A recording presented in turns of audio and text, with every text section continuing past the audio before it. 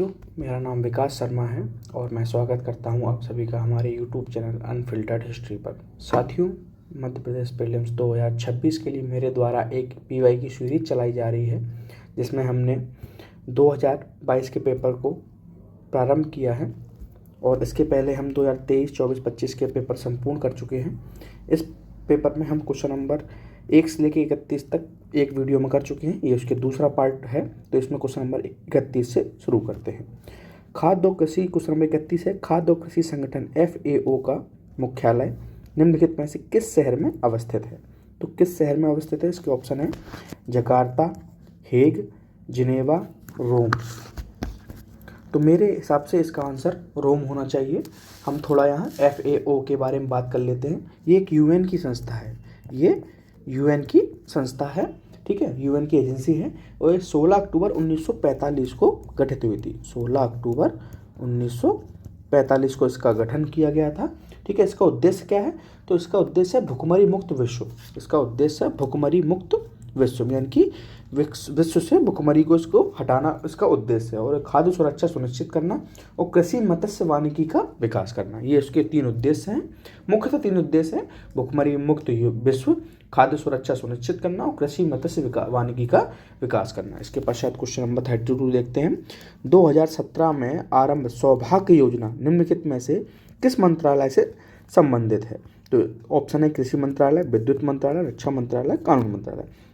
हम थोड़ा सा पहले सौभाग्य योजना के बारे में बात कर लेते हैं। एक्चुअली ये योजना हर घर बिजली कनेक्शन योजना है, मतलब हर घर इसको बिजली पहुंचानी थी। हर घर बिजली योजना, जी हाँ, हर घर बिजली योजना, और ये 2017 में मोदी सरकार के द्वारा शुरू की गई थी। देश के सभी ग्रामीण एवं शहरी गरीब परिवारों को बिजली कनेक्शन देना इसका उद्देश्य है। और इसका मंत्रालय विद्युत मंत्रालय है, जो कि आंसर नंबर बी है इसका, option number B. Question number 33 देखते हैं। वर्तमान में अप्रैल 2023 भारतीय थल सेना अध्यक्ष कौन है? तो 2023 के भारतीय थल सेना अध्यक्ष मनोज पांडे जी थे। क्वेश्चन नंबर 34 देखते हैं। भारतीय लोकसभा के प्रथम अध्यक्ष कौन थे? तो भारतीय लोकसभा के प्रथम अध्यक्ष श्री गणेश वासुदेव मावलंकर जी थे। परीक्षा में जाने से पहले, यानी कि 24 अप्रैल से पहले आप राज्यसभा के ऊपर के 3, नीचे के 3 अध्यक्ष, लोकसभा के ऊपर के 3, नीचे के 3 अध्यक्ष, वहीं आप विधानसभा के, मध्य प्रदेश विधानसभा के ऊपर के 3 और नीचे के 3 अध्यक्ष अवश्य देख के जाएं, ठीक है। क्वेश्चन नंबर 35 देखते हैं। कौन सा शहर था Africa India field training exercise AFINDEX 2023 के दूसरे संस्करण का मेजबान था? तो इसमें ऑप्शन है किन्शासा, भोपाल, पुणे और जोहान्सबर्ग। तो इसका आंसर है पुणे, क्योंकि पुणे में ही पुणे में ही ये अभ्यास हुआ था। ये भारत और अफ्रीका देशों के बीच हुआ था। मल्टीनेशनल मिलिट्री एक्सरसाइज हुई थी। भारत और अफ्रीका की डिफेंस कोऑपरेशन को बढ़ावा देने के लिए और पीस कीपिंग ऑपरेशंस में सामूहिक क्षमता बढ़ावा देने के लिए, पीस कीपिंग ऑपरेशंस में सामूहिक क्षमता बढ़ावा देने के लिए हुई थी। क्वेश्चन नंबर 36 देखते हैं। मध्य प्रदेश में वैश्विक निवेशक शिखर सम्मेलन 2023 किस स्थान पर आयोजित किया गया था? तो ये इंदौर में आयोजित किया गया था। मध्य प्रदेश गवर्नमेंट का इन्वेस्टमेंट प्रमोशन समिट होता है ये, जिसमें क्या होता है कि राज्य में निवेश आकर्षण, उद्योग स्थापित करने और रोजगार के अवसर बढ़ाने के लिए ये स्थापित किया जाता है, यानी कि आयोजित करवाया जाता है, जिससे राज्य में आमदनी, इकोनॉमी के स्रोत बढ़े। क्वेश्चन नंबर 37 देखते हैं। भारतीय सेना ने मध्य प्रदेश में किस स्थान पर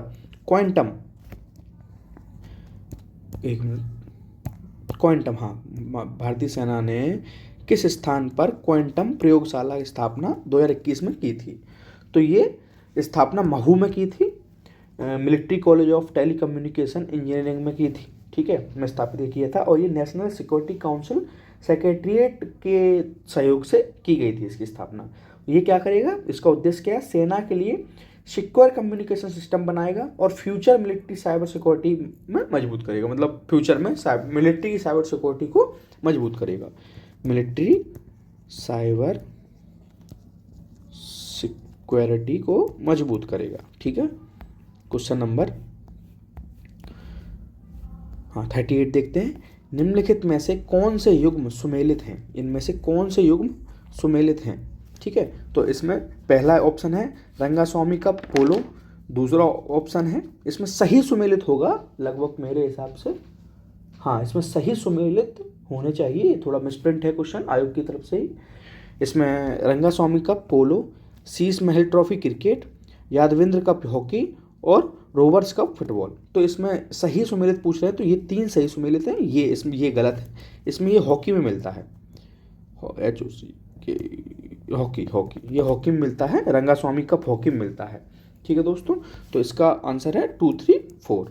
क्वेश्चन नंबर 39 पे देखते हैं, निम्नलिखित में से किसने फीफा विश्व कप 2022 में गोल्डन बॉल पुरस्कार जीता था?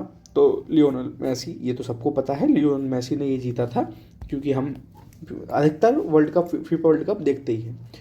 तो क्वेश्चन नंबर 40 देखते हैं, हॉकी खेल के लिए वर्ष 2020 के लिए लाइफ टाइम द्रोणाचार्य पुरस्कार किसको प्रदान किया जाता है?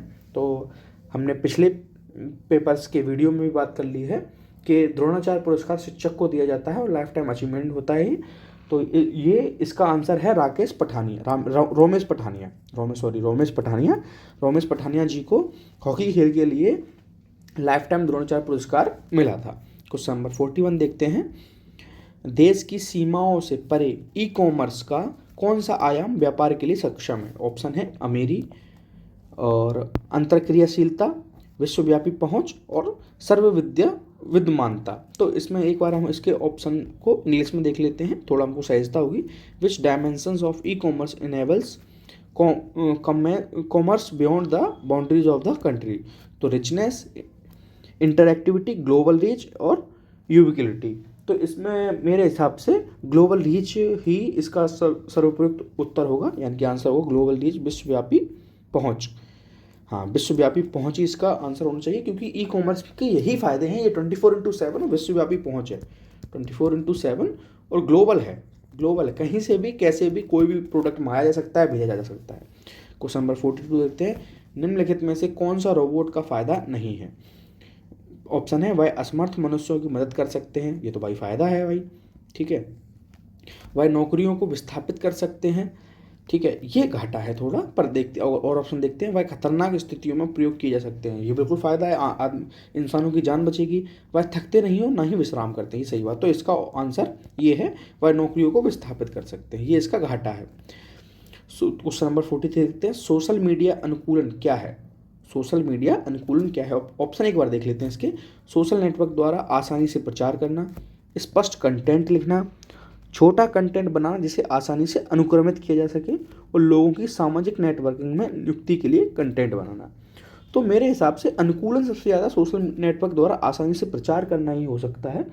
हाँ, ये ऑप्शन यही हो सकता है इसका, क्योंकि स्पष्ट कंटेंट लिखना और ये सब चीज़ें तो आम बात है, कोई बात मतलब बहुत इंपॉर्टेंट ऐसी इसके लिए उपयुक्त लग नहीं रही है। क्वेश्चन नंबर 44 देखते हैं, साइबर सुरक्षा की विशेषता या विशेषताएं होती हैं? तो साइबर सुरक्षा की विशेषताएं, पहला ऑप्शन है इसमें अनुपालन, दूसरा है आंतरिक खतरों में प्रतिरक्षा, तीसरा है खतरे की रोकथाम और चौथा उपयुक्त सभी। तो मेरे हिसाब से तीनों साइबर सुरक्षा की विशेषताएं हैं, क्योंकि ये अनुपालन भी है, ठीक है, और आंतरिक खतरों की प्रतिरक्षा भी करता है और खतरे को रोकथाम भी करता है। क्वेश्चन नंबर 45 देखते हैं, निम्नलिखित में से ई गवर्नेंस का कौन सा वर्णन सटीक बैठता है? तो ऑप्शन है नागरिकों को नियुक्त करना, सक्षम बनाना तथा अधिकार देना, नागरिकों को उचित एवं पक्षपात विहीन निर्णय देना, तकनीकी आधारित शासन की व्यवस्था देना, ई कॉमर्स में लोगों का विश्वास सुनिश्चित करना। तो सबसे प्रमुख इसका उत्तर यही लग रहा है कि तकनीकी आधारित शासन की व्यवस्था करना, क्योंकि ई कॉमर्स का उद्देश्य ही है यह ICT का यूज करके, ठीक है, इंफॉर्मेशन एंड कम्युनिकेशन टेक्नोलॉजी का यूज करके गवर्नमेंट सर्विसेज देती है और इन्फॉर्मेशन का आदान प्रदान करती है। तो यही तकनीकी आधारित शासन की व्यवस्था करना, यही इसका उपयुक्त उत्तर लग रहा है। क्वेश्चन नंबर 46 देखते हैं, किसे कृत्रिम बुद्धिमत्ता का जनक यानी कि AI का डेवलपर कौन है? तो AI के डेवलपर जॉन मैकॉर्थी हैं, जॉन मैकॉर्थी। क्वेश्चन नंबर 47 देखते हैं, निम्नलिखित में से कौन सा एक आभासी सहायक का उदाहरण है? इसको हम एक बार इंग्लिश में देख लेते हैं तो हमको ज़्यादा स्पष्ट हो जाएगा। Which of the following is not an example of virtual assistant? हम यहाँ थोड़ा वर्चुअल असिस्टेंट के बारे में बात कर लेते हैं।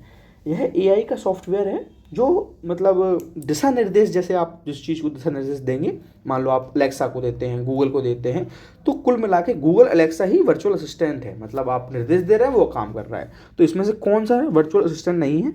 अलेक्सा है, कॉर्टेना है, सीरी है, कॉर्टेरेसा नहीं है, कॉर्टेसा ये नहीं है, तीनों तो वर्चुअल असिस्टेंट्स है। क्वेश्चन नंबर 48 देखते हैं। निम्नलिखित डायोड में कौन सा अत्यंत उच्च गति स्विचिंग इलेक्ट्रॉनिक परिपथ में प्रयोग किया जाता है? हम इसको भी एक बार इंग्लिश में देख लेते हैं। साइंस टाइप के क्वेश्चन जितना हो सके आप एक बार इंग्लिश में सॉल्व करें और इंग्लिश में ही देखें, क्योंकि हिंदी में बहुत समझ में नहीं आते critical words. Which of the following diodes is used in ultra high speed switching electronic circuits? तो थोड़ा हम यहाँ रुक के पहले डायोड समझ लेते हैं क्या होता है, फिर हम इसके ऑप्शन देख लेते हैं। तो डायोड एक सेमीकंडक्टर है जो करंट को एक दिशा से दूसरी दिशा की ओर प्रभावित करता है। ठीक है, ये केवल वन वे होता है। इसके दो टाइप होते हैं, पी टाइप सेमीकंडक्टर और एन टाइप सेमीकंडक्टर। ठीक है, इसके पश्चात हम इसके ऑप्शंस को देखते हैं, कौन सा ऑप्शन इसमें आंसर होगा। तो इसका फर्स्ट ऑप्शन है जेनर डायोड, दूसरा है बैरेक्टर डायोड, तीसरा है टनल डायोड और चौथा है स्कॉटकी डायोड। ठीक, तो इसका आंसर है टनल डायोड। इसका आंसर टनल डायोड है। जेनर डायोड के बारे में थोड़ा हम बात कर लेते हैं। यह पावर सप्लाई में वोल्टेज स्टेबिलिटी का काम करता है, मतलब पावर सप्लाई में एक स्टेबल वोल्टेज दे, पावर सप्लाई में वोल्टेज स्टेबिलिटी। ठीक है, यह पावर सप्लाई में वोल्टेज स्टेबिलिटी का काम करता है। वैरेक्टर डायोड क्या करता है कि इसकी कैपेसिटेंस यानी कि धारता, मतलब जो को वोल्टेज में बदलकर इसको बदला जा सकता है। यानी कि वेक्टर डायोड को क्या किया जाता है, इसकी कैपेसिटेंस यानी कि धारता को वोल्टेज में बदलकर इसको बदला जा सकता है, और यह टीवी ट्यूनर और एफएम रेडियो में काम आता है। ठीक है, और टनल डायोड को कहते हैं, इसमें क्वांटम टनलिंग के कारण करंट तेजी से फ्लो होता है और हाई फ्रिक्वेंसी इलेक्ट्रॉनिक आइटम्स में ये काम आता है। टनल डायोड में हाई फ्रिक्वेंसी अप्लायंसेस में ये काम आता है। ठीक है, क्वेश्चन नंबर 49 देखते हैं। Which of the following technique can not, ऐसे मतलब ऐसे वर्ड्स पे आपको थोड़ा फोकस करना है। Can not be used for generating electron hole pairs. Electron hole pairs को हम थोड़ा यहाँ देख लेते हैं। इलेक्ट्रॉन होल पेयर क्या होते हैं कि इनको ये सेमीकंडक्टर जैसे होते हैं, और जैसे डायोड ट्रांजिस्टर वगैरह, और इनमें क्या होता है कि इलेक्ट्रिसिटी फ्लो होती है। ठीक है, और जब एक इलेक्ट्रॉन अपनी जगह छोड़ देता है तो उसकी जगह जो होल बन जाता है उसे इलेक्ट्रॉन होल कहते हैं। ठीक है, ये सेमीकंडक्टर की तरह होते हैं। तो इसमें ये क्वेश्चन का कहने का मतलब है कि which of the following techniques can not be used in generating electron hole pairs, मतलब कौन से ऐसे जो टेक्निक हैं जो इलेक्ट्रॉन होल पेयर के साथ पक्षपात नहीं, मतलब हाँ इलेक्ट्रॉन होल पैदा करते हैं। ठीक है, प्रयोग में पैदा नहीं होते हैं। तो इसमें ऑप्शन है तापीय सक्रियता, संघटित आयनीकरण और प्रकाशिक सक्रियता और अशुद्धि अंताक्षेप। तो इसका आंसर है अशुद्धि अंताक्षेप, यानी कि इसको डोपिंग भी कहते हैं, इसको डोपिंग भी कहते हैं। क्वेश्चन नंबर 50 देखते हैं। निम्नलिखित में से कौन सा कृत्रिम बुद्धिमत्ता आर्टिफिशियल इंटेलिजेंस के पक्षपात का स्रोत नहीं है? हाँ, तो इसमें हाँ इसके ऑप्शन देखते हैं। डेटा, एल्गोरिदम, लोग और क्षमता। यानी कि इसका ऑप्शन क्या, क्वेश्चन क्या पूछ रहा है, निम्नलिखित में से कौन सा एआई के पक्षपात का स्रोत नहीं है? तो इसमें क्षमता इसका ऑप्शन होगा। क्षमता है जो एआई से पक्षपात का स्रोत नहीं है, मतलब और चीज़ में पक्षपात हो सकता है। क्वेश्चन नंबर, ये डायोड की एक स्लाइड है जो मैंने आपके लिए बनाई थी, आप आराम से रुक के स्क्रीनशॉट इसका ले सकते हैं। क्वेश्चन नंबर 51 देखते हैं। वर्ष 2011 की जनगणना के अनुसार निम्नलिखित में से किस राज्य में जनसंख्या वृद्धि दर सर्वाधिक थी? तो इसके ऑप्शन अरुणाचल प्रदेश, बिहार, मेघालय, पंजाब। तो निम्नलिखित में से सबसे ज़्यादा जनसंख्या वृद्धि दर मेघालय में हुई थी। कहाँ हुई थी? मेघालय में हुई थी। क्वेश्चन नंबर 52 देखते हैं। दक्षिण पूर्व एशिया की सीमा पार नदी मिकोंग नदी, हाँ मिकोंग नदी निम्नलिखित में से किस देश से नहीं गुजरती है? तो इसके ऑप्शन है कंबोडिया, वियतनाम, लाओस। यहाँ थोड़ा आप एलिमिनेट कर सकते हैं क्योंकि बांग्लादेश एकदम बिल्कुल भारत से लगा लगा हुआ है, और बांग्लादेश में हम दो ही एक ही नदी प्रमुख पड़ते हैं, ब्रह्मपुत्र जिसको पद्मा कहते हैं, ठीक है। तो ये हाँ, प्रमुखता बांग्लादेश में एक बड़ी नदी है, गंगा। गंगा भी यहाँ से चली जाती है, वो जमुना के नाम से जानी जाती है। तो इसका आंसर बांग्लादेशी है, क्योंकि ऐसी कोई नदी बांग्लादेश में सुनने को नहीं मिलती है। क्वेश्चन नंबर 53 देखते हैं। वर्ष 2011 की जनगणना के अनुसार निम्नलिखित में से किस राज्य में महिला साक्षरता दर सर्वाधिक है? तो साक्षरता दर के में मिजोरम सबसे आगे है, इसके बाद त्रिपुरा, फिर गोवा भी है, ठीक है, फिर केरला भी है, पर सबसे पहले मिजोरम। क्वेश्चन नंबर 54 देखते हैं। भारत में लौह अयस्क से संबंध में निम्नलिखित में से कौन सा कथन सही नहीं है? ऑप्शन नंबर है पहला, हमारे देश में मुख्यतः हेमेटाइट एवं मैग्नेटाइट लौह अयस्क भंडार है। चलो देखते हैं, यहाँ आपको मैं एलिमिनेट करना सिखाऊंगा कि कैसे आपको हर क्वेश्चन को देख के एलिमिनेट करना है। हमारे देश में मुख्यतः हेमेटाइट एवं मैग्नेटाइट लौह अयस्क के भंडार हैं, हो भी सकते हैं, ठीक है, और मैग्नेटाइट मतलब थोड़ा आगे पीछे भी हो सकते हैं, नहीं भी हो सकते हैं। और अगला ऑप्शन देखते हैं। देश के लौह अयस्क के कुल संचित भंडार का लगभग 80% झारखंड एवं उड़ीसा में है। सबसे पहले यहाँ डाटा है और एक्यूरेट डाटा है लगभग, ठीक है, 80%, और बहुत ज़्यादा डाटा है, मतलब पूरे देश में 2 राज्य में केवल 80% लोहा इम्पॉसिबल है, ठीक है। तीसरा देखते हैं। कर्नाटक राज्य में बेल्लारी हॉटस्पॉट, ये बिल्कुल कर्नाटक में है, तो ये ऑप्शन तो बिल्कुल सही है। और मयूरभंज जिले का लौह अयस्क में उड़ीसा में महत्वपूर्ण स्थान है, एक नॉर्मल सा ऑप्शन है, बिल्कुल होगा। बात है जहाँ से लोहा निकल रहा है, बिल्कुल ऑप्शन होगा, महत्वपूर्ण स्थान होगा। तो यहाँ सबसे ज़्यादा हम किसी ऑप्शन को एलिमिनेट कर सकते हैं, ये है, क्योंकि इसमें डाटा दिया गया है। ये तीनों ऑप्शन सिंपल हैं, तो इसका आंसर बी है, ये बी गलत है। और इसमें देश में लौह अयस्क के कुल संचित भंडार का लगभग 80% झारखंड उड़ीसा में बिल्कुल नहीं पाया जाता है। क्वेश्चन 55 देखते हैं। वर्ष 2020-21 में निम्नलिखित में से कौन सा राज्य देश में मूंगफली का सबसे बड़ा उत्पादक है? मूंगफली का, तो ये गुजरात है। गुजरात देश में सबसे बड़ा मूंगफली का 2021-22 में उत्पादक है। अच्छा, ऐसे क्वेश्चन, ये क्वेश्चन आपको बजट से और आर्थिक सर्वेक्षण से मिलेंगे, ठीक है, इकोनॉमिक सर्वे से और बजट से मिलेंगे। ये सब आपको बजट में देखने को मिल जाएंगे, और ये सेंसस वाले क्वेश्चन भी, ये सब बजट में देखने को आपको मिल जाएंगे, क्वेश्चन नंबर 56 देखते हैं। एटलस पर्वत किस महाद्वीप में स्थित है? तो एटलस पर्वत हम सब जानते हैं अफ्रीका महाद्वीप में स्थित है। क्वेश्चन नंबर 57 देखते हैं। ये 1 वर्ड क्वेश्चन है, इनमें कुछ एलिमिनेट जैसा करने लायक कुछ है नहीं, करते चलते हैं इनको। 57 है। सुंदरबन निम्नलिखित में से किस प्रकार के वन हैं? तो सुंदरबन उष्णकटिबंधीय शुष्क पतझड़ वन है, अल्पाइन वन है, ये तो पॉसिबल नहीं, अल्पाइन वन तो सबसे ऊपर होते हैं। उष्णकटिबंधीय शुष्क पतझड़ वन भी नहीं है। उपोष्ण चीड़ वन है, ये भी ऊपरी साइड होते हैं, यानी कि ठंडे प्रदेशों में होते हैं। ऑप्शन है इसका तटीय या ज्वारीय वन, इसका ये ऑप्शन है, क्योंकि सुंदरबन तटीय क्षेत्र है और दलदली क्षेत्र भी है, मैंग्रोव्स बहुत पाए जाते हैं वहाँ। क्वेश्चन नंबर 58 देखते हैं। 90 ईस्ट रिज निम्नलिखित में से कौन से महासागर में स्थित है? तो 90 ईस्ट रिज मुख्यतः कहे तो हिंद महासागर में स्थित है, हिंद महासागर में ये स्थित है।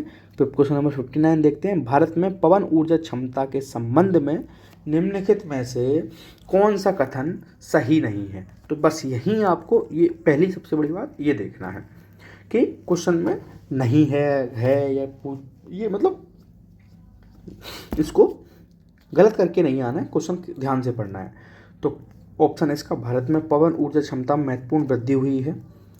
ऑप्शन 2 है इसका, गुजरात में देश की कुल पवन ऊर्जा क्षमता का लगभग 22% है। ऑप्शन 3 इसका, वर्ष 2021 में तमिलनाडु की पवन ऊर्जा क्षमता देश की कुल क्षमता का लगभग 24% थी। ऑप्शन 4 है इसका, पवन ऊर्जा क्षमता मध्य प्रदेश देश का तीसरा स्थान है।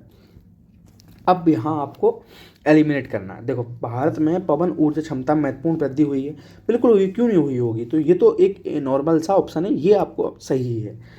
ऑप्शन नंबर 2 है, गुजरात में देश की कुल पवन ऊर्जा क्षमता का लगभग 22% कह रहा है। और यहाँ एक और ऑप्शन है, तो इनमें से ये 2 ऑप्शन हो गए हैं। यहाँ कुछ हमेशा ना कुछ एक्सट्रीम गलत चीज़ें, एक्सट्रीम चीज़ें ज़्यादा गलत होती हैं, या थोड़ी अलग चीज़ें, हटके चीज़ें ज़्यादा गलत होती हैं। तो ये ऑप्शन भी उतना नहीं गलत लग रहा है, और ठीक ठाक मतलब ऐसा बहुत, जैसे पिछले क्वेश्चन में 80% था, तो ऐसा डाटा भी नहीं है, मीडियम डाटा है। ऑप्शन सी है, वर्ष 2021 में तमिलनाडु की पवन ऊर्जा क्षमता देश की कुल क्षमता की लगभग 24% थी, तो इसमें भी लगभग 24%। यहाँ आप थोड़ा देख सकते हैं, और यहाँ जो पेपर बनाने वाला है वो यहाँ थोड़ा घुमा भी सकता है। पवन ऊर्जा क्षमता मध्य प्रदेश देश का तीसरा स्थान है, तो ये गलत है, तीसरा स्थान नहीं है देश का 8वां स्थान है। मध्य प्रदेश देश का 8वां स्थान है पवन ऊर्जा में, और मध्य प्रदेश में खंडवा दुनिया का सबसे बड़ा खंडवा में, यानी कि खंडवा में दुनिया का सबसे बड़ा फ्लोटिंग सोलर प्लांट है। खंडवा में फ्लोटिंग सोलर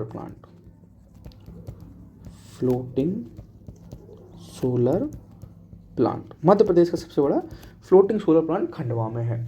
ठीक है, Rewa ultra mega solar plant भी है, एक शाजापुर में भी 1.5 गीगावाट की सोलर प्लांट लगा हुआ है। ठीक है, तो क्वेश्चन नंबर 60 देखते हैं, एशिया में निम्नलिखित में से कौन सा देश स्थलरुद्ध लैंडलॉक देश नहीं है। लैंडलॉक देश हम आपको बता दूं, लैंडलॉक देश ऐसा होता है जिसके आसपास कोई भी पानी का स्रोत या जल स्रोत या झील, नदी या समुद्र या महासागर ना हो। तो इसमें थाईलैंड है। एशिया में निम्नलिखित में से कौन सा देश स्थलरुद्ध लैंडलॉक देश नहीं है, तो थाईलैंड है। नेपाल भी लैंडलॉक्ड है, क्योंकि ऊपर चाइना है, नीचे इंडिया है, लाओस भी, भूटान भी। ठीक है, थाईलैंड है जो लैंडलॉक नहीं है। इसमें साउथ एशियन सी में गल्फ ऑफ थाईलैंड इसके कोस्टल रीजन से मिलती है।